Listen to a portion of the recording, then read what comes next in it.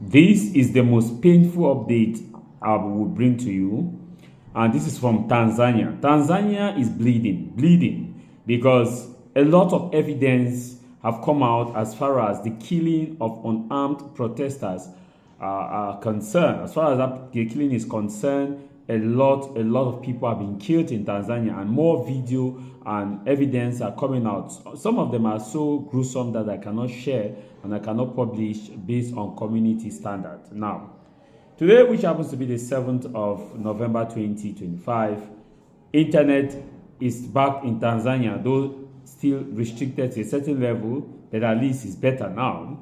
Now, when we were saying that 500 people or 700 people were killed by defense and security forces in Tanzania, it appears that we were underestimating or underreporting. Now that internet has been restored, it is now more than 1,000 people, protesters, killed. Some of them were illegally dumped into mass graves, as far as the information that we have been watching some of the videos online. And it's kind of very sad, because this election in Tanzania, like other elections across African nations, experienced post-electoral violence. Few days we had the reports that police are going in various hospitals, collecting dead bodies of those who were killed during the protests, and we hear some of them are being buried in mass graves. Okay, so these are the things that we want the international board like the UN to come and establish. Okay, we hear some of them are being thrown in the Indian Ocean, and we hear some of them are being gathered in body bags and thrown Ruvu River, which has it is famous, has lots of crocodiles, so that when you throw them, that's the food for the crocodile. Now, the internet was cut off, electricity was also cut off. Some key areas that had electricity, they were cut off. In fact, what happened in Tanzania on the eve of the election, the president ordered that electricity be cut off. You know what that means? She also ordered that the internet services be cut off, such that Tanzanians cannot be able to know what is happening in the night, and in the day they cannot upload. Now that internet has been restored, it is now believed that close to 2,000 people were killed in Tanzania. You see, while we're happy that a woman has been has actually taken over the nation Tanzania as the president, unfortunately, we celebrated terror, we celebrated dark mind, dark heart, we celebrated cruelty in disguise. Videos are now coming out. You see, this is Africa, to a certain level that even African Union, after having congratulated this woman, is now worried. I've been saying this, the African Union is a comedy club. They are now concerned. This woman actually ordered that electricity be cut off from Dar es Salaam in the night, and serious raid went on in the night. Several people were taken away from their houses, killed, dumped, as there was a killing squad and there was a clearing squad. A squad that was killing civilians and another squad that was clearing the civilians to unknown destinations. Fortunately, they themselves have sold themselves out. Some of the soldiers and security forces have sold themselves out. You kill your own people to a tone of more than 2,000 just because you want to retain a seat. And I'm beginning to think that the president of Tanzania who died, John Pombe Magufuli, was killed. I'm beginning to think that he was poisoned, because they told us that he died of heart attack. No autopsy was conducted to know whether or not he actually died of poison. Because before now, John Pombe Magufuli was fine. Before then, he was fine. He was in church. He was actively taking part in activity. He organized election. It was a free and fair election. He won.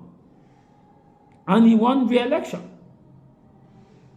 Only for this woman, who was a constitutional successor, to come and turn Tanzania to what it is today. And thank God the United States now has issued a word The Trump administration has called for a full-scale investigation into what is happening in Tanzania and has ordered for the release. More than 5,000 people have been arrested and are under detention in Tanzania. And there is crackdown that's still ongoing in Tanzania. The same fate that is occurring in Tanzania is happening elsewhere. It's happening elsewhere in Africa, in nations that recently had their election. I will not call names, but the nation knows themselves. That you kill your own people because you want to sit on this, you want to become president by all means. This woman in Tanzania is not just deadly, it's viciously deadly.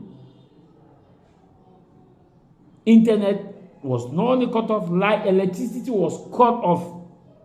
And she gave full order to the military to carry out whatever they want to carry out. And you know how Africa functions. When the president comes to power, the immediate thing he does is that he removes all the heads of the military institution, police institutions that are not from their tribe. She brings now, and the president brings now the people who are in service from their tribe and put them as heads. Now, the sub-head also are people from within their tribes, the chain of command, such that when they want to consolidate power, they will not give their tribal people who act, they are protecting their tribe from losing power. That's what is happening in Tanzania. And they give the orders. And that is what has been happening in Tanzania. Tanzanians are bleeding. Tanzania is bleeding. You see this Africa. If you want to become a dictator like Gaddafi, just say it. Don't hide under the guise of election. Just say you are a dictator. Nobody will disturb you. Nobody will disturb you in Africa. Instead of hiding behind the guise of, oh, we are a democratic nation. Oh, we want to organize election. Oh, we are a democratic nation. Nobody, if you say a dictator like Gaddafi say there was no election organized, he has the own way of organizing an election, it will be better. Rather than fooling people left and right the election. Tanzania is bad. Very bad. Like any other African nation, not any other African nations. It's bad. Let us stop the shenanigans of saying that, oh, election are democratic. How can you kill your own people to a tune of 2,000? Mass grave people, bodies are being discovered every night and day in Tanzania. People could not charge their phone. You cut off electricity so that people will not be able to charge their phone. People will not be able to know what is happening. Everything. But God is still alive. Allah is still alive.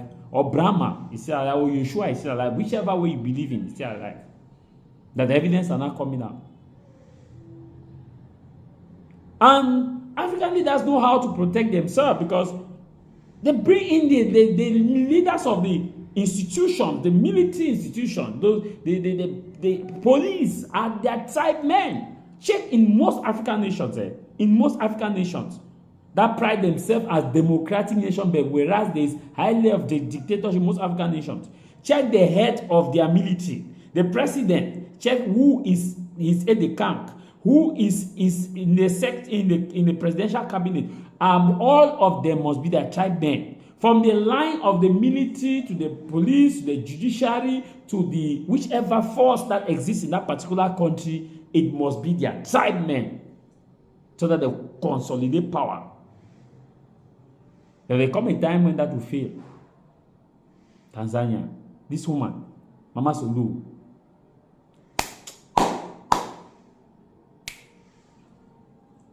God be with Tanzanian people.